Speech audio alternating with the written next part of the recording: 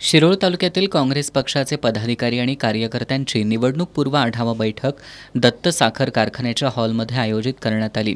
श्री दत्त सहकार समूहाचे अध्यक्ष गणपतराव पाटील यांची यावेळी प्रमुख उपस्थिती होती।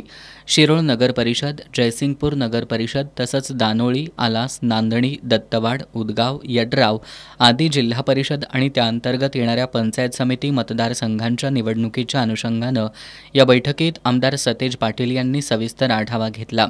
यावेळी बोलताना आमदार सतेज पाटील यांनी शिरोळ तालुक्यातील जयसिंगपूर, शिरोळ, कुरुंदवाड नगर परिषदेसह 7 जिल्हा परिषद गटांसह पंचायत समिती गणांमध्ये काँग्रेस पक्ष स्वाभिमानीसह समविचारी पक्षांना सोबत घेऊन ताकदीनं लढणार आहे असं स्पष्ट केलं।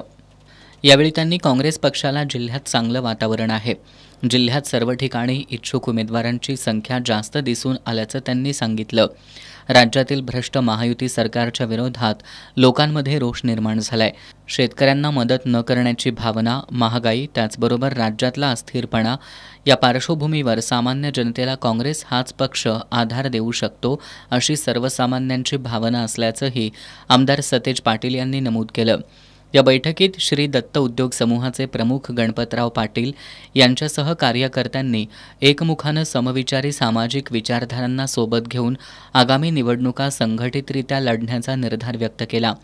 यावेळी श्री दत्त साखर कारखान्याचे चेअरमन रघुनाथ पाटील, विजय पाटील, प्रफुल्ल पाटील, पृथ्वीराज यादव, दरगू गावडे, रावसाहेब माने, नितीन बगे, धनाजी पाटील नरंदेकर, पांडुरंग माने, बाळासो कोळी, दादा काळे, आनंदराव माने देशमुख, दीपक परीट, बाळासो दिवटे, दादा पाटील, नाना बोटे, लियाकत बागवान, शशिकांत ठोंबरे, अमर माने, शहाजी गावडे, अमर रजपूत, दगडू माने, योगिता घुले, संगीता दगडू माने, शेखर पाटील, दरगू गावडे, महेंद्र बागे, अमरसिंह निकम, सर्जेराव पवार, अशोक कोळेकर, युनुस डांगे, गुंडाप्पा पवार, नितीन बागे, ओमकार मुळशी, संतोष पवार, चंद्रकांत जाधव, शीतल उपाध्ये, दीपक कांबळे, महेश परीट, भालचंद्र लंगरे, अमोल जगदाळे, धीरज लंगरे, के.आर. चव्हाण, शामराव कदम, नासर पठाण, भैयासो पाटील, अनंत धनवडे, अस्मत पटेल, असलम मखमल, विक्रम कोळी, मुजम्मिल पठाण, अविनाश कदम, फैजल पटेल, वासिम जमादार, बंडू पाटील,